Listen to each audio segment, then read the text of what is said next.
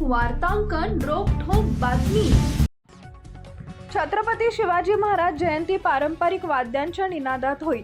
मध्यवर्ती शिवजयंती उत्सव मंडळसह इतर मंडळांनी डीजे मुक्त शिवजयंती साजरी करणार असल्याची ग्वाही आयोजित बैठकीत दिली। याचं श्रेय पोलीस आयुक्त एम राजकुमार व सर्व मंडळाच्या पदाधिकाऱ्यांना जाते। या पॅटर्नची आता राज्यभर चर्चा होत आहे।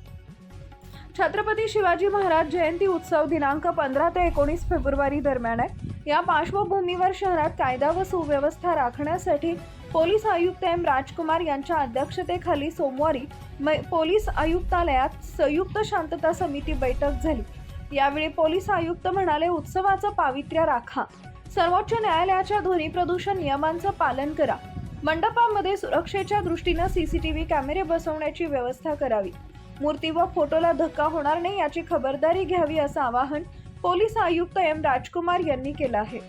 छत्रपती शिवाजी महाराज पुतळ्याच्या सुशोभीकरणाचं काम लवकरात लवकर पूर्ण करावे, मिरवणुकीच्या दिवशी पर्यायी योग्य मार्ग देण्यात यावे, बाहेरील वाहतुकीची कोंडी होणार नाही याची काळजी घ्यावी, जे नवीन मंडळ पारंपरिक वाद्यासह मिरवणूक काढणार आहेत त्यांना परवानगी देण्यात यावी अशा सूचना यावेळी शिवजन्मोत्सव मध्यवर्ती महामंडळाच्या पदाधिकाऱ्यांनी केल्या।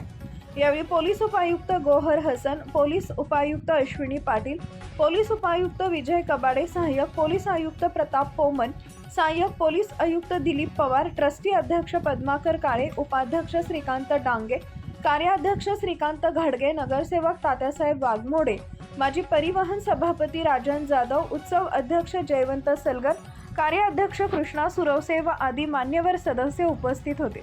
आरोग्य विषयक व सामाजिक संदेश असलेल्या जाहिराती प्रदर्शित कराव्यात, महावितरण विभागाकडून अधिकृत विद्युत जोडणी करून घ्यावी, मोठ्या आकाराचे लांब कंटेनर वापरू नये, मिरवणूक एकाच दिवशी जास्त वेळ रेंगाळत ठेवू नये अशा सूचना पोलीस आयुक्तांनी केल्या आहेत। महाराष्ट्रातील महत्त्वाच्या आणि ताज्या बातम्या पाहण्यासाठी आमच्या जय हो न्यूज चॅनलला सबस्क्राईब करा आणि बेल आयकॉन प्रेस करा।